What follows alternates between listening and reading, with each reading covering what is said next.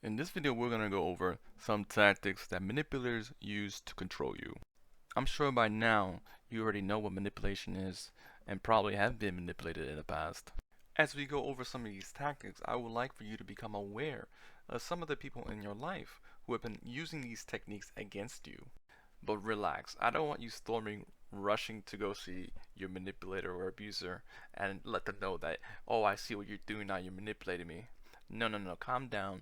Just become aware of some of these tactics in the future so you know what type of games they're playing. So number one, we have attempts to confuse. This is when they use non-related information to distract you. Number two, they point out others' faults. This is when instead of addressing the conversation, they look at the other person and they poke holes and find flaws that they can pick on. Sometimes instead of addressing the argument itself, they will attack the person personally and call them names. This one's very common with kids and teenagers.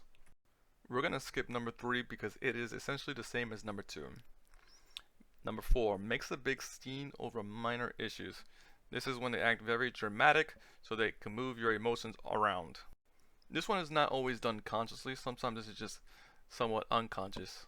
So the reason they use this one is to stir up some type of emotion into you, whether it be sympathy, empathy, or whatever type of emotion. Number five, accuses others of misunderstanding.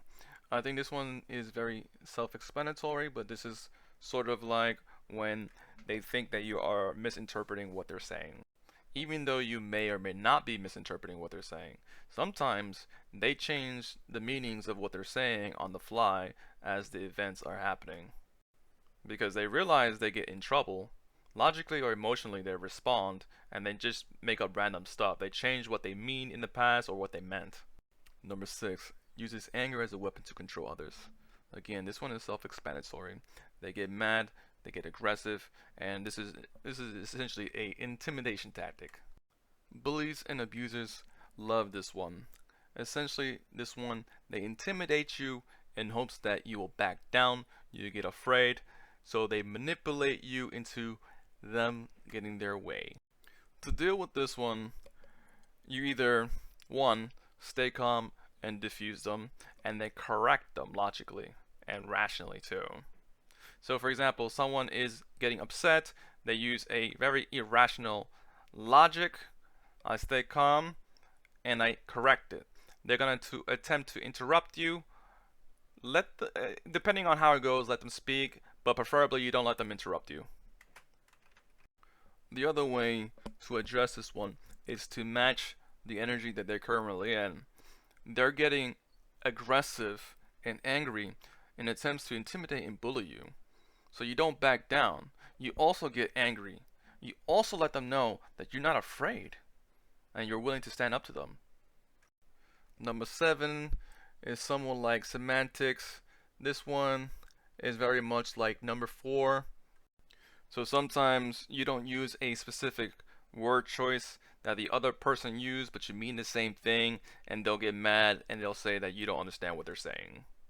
Number eight, introduces irrelevant issues. This is when they bring up random information that's not related to the issue at hand, so they can avoid losing the conversation or just controlling you so they can get whatever it is that they want out of you. Puts others on defense by embarrassing.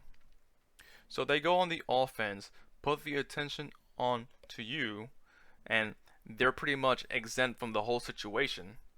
So they put you in the hot spot and they start to belittle you. And when this happens, you may feel overwhelmed and you might not have the ability to properly react to what it is that they're doing, which is why they probably do this. It is a way for them to essentially get the upper hand in the situation. Deliberately vague. Oh man, this one is one of the most common one in liars and manipulators as well. So they'll say a lot of things and they'll say nothing at the same time. So they'll leave out a lot of facts and specific information. You can tell when someone is lying when they never get specific. So what I mean by this is instead of answering you directly and concisely, they kind of talk around the subject, and they also probably add in extra details that is not relevant at all. Number 11 is essentially creating an excuse for the issue at hand. I'm going to skip 12. Number 13, omits facts, reveals only what pleases self. So a lot of the main information that's going around in the context of what you're going through, they are choosing not to reveal those information, but they're only going to choose to reveal a portion of the facts. I'm going to skip the next 3, 14, 15, and 16 and go to 17. Refuses to communicate or participate, silence. So sometimes they will punish you by not trying to solve the problem. So say you get into an argument and you say something that they don't want to hear. They'll run away or go away somewhere, and they'll just avoid talking to you for a while until they're ready to talk about it, or until you say something to them that they want to hear. Number 18, minimizes behavior. Manipulators love this one. A lot of times when they do something wrong, they'll say like, oh, it's no big deal. So they'll undermine it. Every flaw, mistake, or whatever it is that they do, they'll say, oh, it's not a big deal, it's not that serious. But sometimes when you make a mistake, they'll overly amplify what it is that you do wrong, and they'll call you out on it, and they'll harass you about it because, oh man, you did something that they didn't like. Number 19 says, I'm changed after doing one right thing. Usually this is when they're trying to win you over and say that, okay, I'm no longer going to be the way I used to be. Make sure you consider their intent in mind. Do they have a positive intent or a negative intent or a selfish intent? Pay attention and see if they're using any of these tactics or strategy to control, manipulate, or abuse you. And it doesn't have to be any of these tactics that we discussed here today. It could be something that is similar in effect to any one of these.